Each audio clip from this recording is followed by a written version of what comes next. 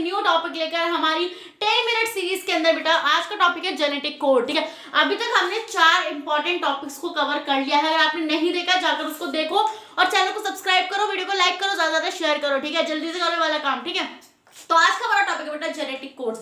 ये genetic code क्या होता है, इसकी प्रॉपर्टीज क्या होती है बेटा, बहुत इंपॉर्टेंट है बोर्ड पॉइंट ऑफ व्यू से और नीट पॉइंट ऑफ व्यू से, तो दोनों के लिए बहुत ज्यादा इंपॉर्टेंट टॉपिक बनने वाला है। ठीक है, और देखते हैं बेटा जेनेटिक कोड क्या होता है। देखो आप लोगों को पता है कि हमने प्रोटीन, आपको पता है डीएनए से आरएनए बनता है और आरएनए से बच्चा क्या बनता है, प्रोटीन बनता है। ठीक है, ये बात आप लोग जानते हैं। ठीक है, तो डीएनए से आरएनए बनाना आपको आता है। ठीक है, बट आरएनए से प्रोटीन बनाने के लिए बेटा हमें चाहिए कोड, एक मतलब कि एक ऐसा सीक्वेंस जिससे हमें अमीनो एसिड का पता लग सके। ठीक है, जो मैम ने कल डिस्कस किया था आप लोगों से। तो जैसे मान लीजिए बेटा ये है mRNA, this is the mRNA. आपको पता है बेटा एमआरएनए के ऊपर क्या होता है, क्या होता है बेटा, उस अमीनो एसिड का सीक्वेंस होता है इसके पास। जैसे यहाँ पे AUGCCC UUUC UCG या UCA UCG, इस टाइप से बेटा क्या हो जाएगा आपका, ये एमआरएनए हो जाएगा UAAS। ठीक है, तो ये कोड्स हैं इसके ऊपर, अमीनो एसिड के ऊपर जो पढ़ा होता है। अब आपको पता है बेटा इसको पढ़ने के लिए कौन आता है, इसको पढ़ने के लिए कौन है हमारा वो पढ़ाकू बच्चा, कौन है बताओ जल्दी से कमेंट सेक्शन में बताओ। ठीक है, तो बेटा ये है आपका कौन, ये है आपका टीआरएनए। कौन है बेटा, ये टीआरएनए है। ठीक है, तो बेटा ये आकर यहाँ पर इसको पढ़कर जाता है। ठीक है, चलिए इसको पता चल गई बात। अब मैम आप ये बताइए कि ये पढ़ेगा कैसे, उसको पढ़ने का सीक्वेंस मैम ने आपसे कब डिस्कस करा है, कल वाली क्लास में डिस्कस करा है। अगर आपने उसको नहीं देखा बेटा, बहुत छोटी सी सीरीज चलिए 10 मिनट की यार, देख लो ना, कुछ ज्यादा टाइम भी नहीं जाने वाला और आपके इंपॉर्टेंट टॉपिक्स भी रिवाइज हो जाएंगे। ठीक है, तो हम आपको ये बता रही हूँ मैं कि टीआरएनए इसको पढ़ेगा। ठीक है, आपको कैसे पढ़ेगा, देखो पहली बात तो आपको ये पता होना चाहिए कि हमारे पास 20 अमीनो एसिड्स होते हैं, 20 अमीनो एसिड्स हमारे पास होते हैं। ठीक है, तो मान लो ये जो एक मतलब कि मान लो मैं न्यूक्लियोटाइड्स की बात करूं, न्यूक्लियोटाइड्स, तो न्यूक्लियोटाइड्स क्या होंगे बेटा, phosphate plus sugar plus nitrogenous base, ये तो होंगे ना। ठीक है, तो मैं क्या यहाँ पे सिर्फ नाइट्रोजनस बेस लिख लूं, आप समझ जाएंगे वो न्यूक्लियोटाइड। मान लो एडेनिन, अगर एडेनिन लगा हुआ होगा तो ये क्या कहलाएगा बेटा, एडिनाइलेट। ठीक है, फिर एडेनिन, गुआनिन, साइटोसिन, यूरासिल। ठीक है, तो ये आपके 4 तरीके के न्यूक्लियोटाइड, समझ रहे हो आप। ठीक है, तो अब मान लीजिए मैं इस एक से मान लीजिए एक अमीनो एसिड बनेगा, मतलब कि इसको एक को पढ़ने के बाद टीआरएनए एक अमीनो एसिड को पकड़ के लाएगा। ठीक है, तो ऐसे टीआरएनए कितने अमीनो एसिड पकड़ के लाएगा, सिर्फ 4 अमीनो एसिड ही पकड़ के लाएगा। कितने अमीनो एसिड बनेंगे बेटा, सिर्फ ऐसे 4 अमीनो एसिड से बनेंगे। तो बेटा तो दिक्कत आ गई, अब 16 अमीनो एसिड्स का क्या होगा। ठीक है, अगर एक कोड सिर्फ एक अमीनो एसिड के लिए बनेगा तो ऐसे 4 अमीनो एसिड ही बनेंगे, तो ये तो गलत बात होगी। ठीक है, तो चलो ठीक है, साइंटिस्टों ने बोला चलो कोई दिक्कत नहीं है और कुछ करके देखते हैं। ठीक है, उन्होंने बोला चलो एक काम करते हैं कि 2 अमीनो एसिड लेते हैं, मतलब कि 2 कोड ले लेते हैं, जैसे AUCG UA, इस टाइप से कुछ भी आप ले लो, ऐसा कुछ ले लो आप। ठीक है, तो अब हमने देखा कि मान लो 2, तो 2 के हिसाब से बेटा मान लो आपके 2 न्यूक्लियोटाइड एक कोड के लिए कोड करेंगे, तो यहाँ से कितने बनेंगे, एक फॉर्मूला था बेटा 4⁴n। तो n आपके क्या है, ये नंबर ऑफ न्यूक्लियोटाइड्स है। ठीक है, तो आप एक रखोगे तो 4 × 1 = 4, तो 4 अमीनो एसिड है, ये नहीं हो सकता।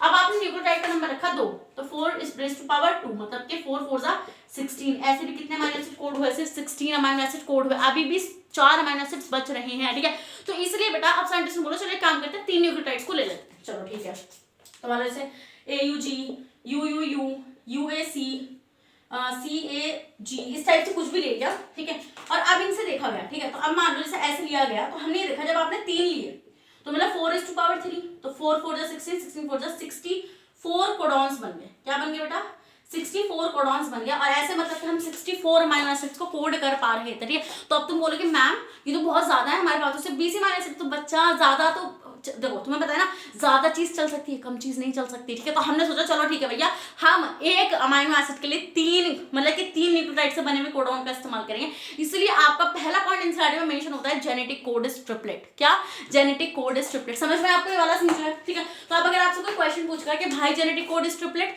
अगर उसका आंसर पूछेगा तो आप ये वाला आंसर देंगे उसको। ठीक है, कि भैया इसलिए क्योंकि एक न्यूक्लियोटाइड का इस्तेमाल करते तो एक ही कोडॉन बनता उससे और फिर एक ही अमीनो एसिड उससे कोड होता। ठीक है, तो जेनेटिक कोड कैसा है बेटा, आपका ट्रिपलेट है। ठीक है, आइए ले लीजिए इसका स्क्रीनशॉट, आगे बढ़ जाऊं। ठीक है, तो बेटा क्या मैं ये चीज बोल सकती हूँ, मैं यहाँ पे सारे पोस्टुलेट्स भी लिख दूंगा आपके लिए।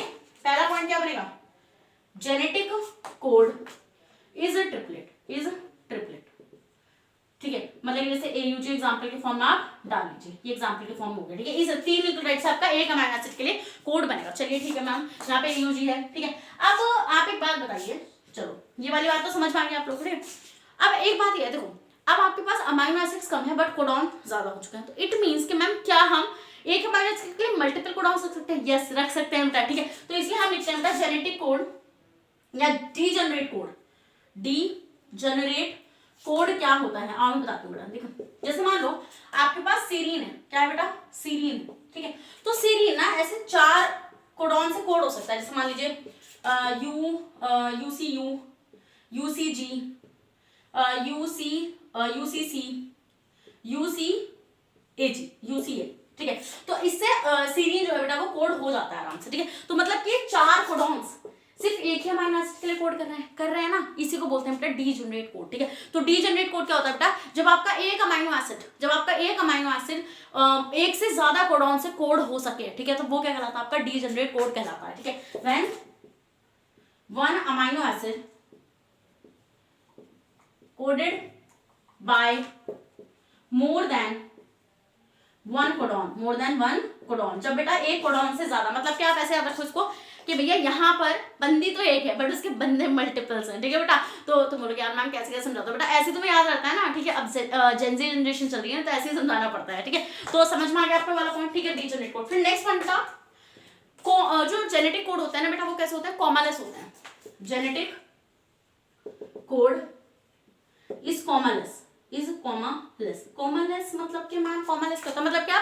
कोई भी एब्रीवेशंस का इस्तेमाल नहीं कर सकते, मतलब कि जैसे कॉमालेस का क्या है? जैसे मानो मैंने यहाँ पे AUG लिखा तो आपने देखा मैंने कहीं पे कॉमा लगाया, मैंने ऐसे तो नहीं लिखा A, U, G, ये नहीं होता क्या है? AUG। आप कोई भी कॉमा का इस्तेमाल नहीं करेंगे, कोई भी इन्वर्टेड कॉमास का इस्तेमाल नहीं करेंगे, ठीक है। तो आप कुछ भी यहाँ पे यूज नहीं करेंगे, इसलिए जेनेटिक कोड इज कॉमालेस। समझ में आई बात? यस मैम समझ में। नेक्स्ट 4th पॉइंट बेटा, नेक्स्ट पॉइंट है कि genetic code is unambiguous. Genetic code is unambiguous.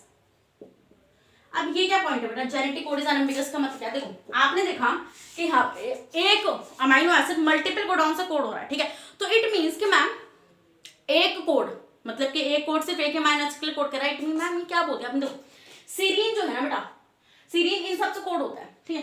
But ये चारों जो है ना ये सिर्फ सीरीन को ही कोड करेंगे, ये किसी और अमाइनो एसिड को कोड नहीं करेंगे, ठीक है। ये बात होती है अनएम्बिगुअस की, मतलब कि आपके पास एक अमाइनो एसिड के लिए मल्टीपल कोडॉन्स हो सकते हैं बट उस एक कोड के लिए एक ही अमाइनो एसिड होगा, ठीक है।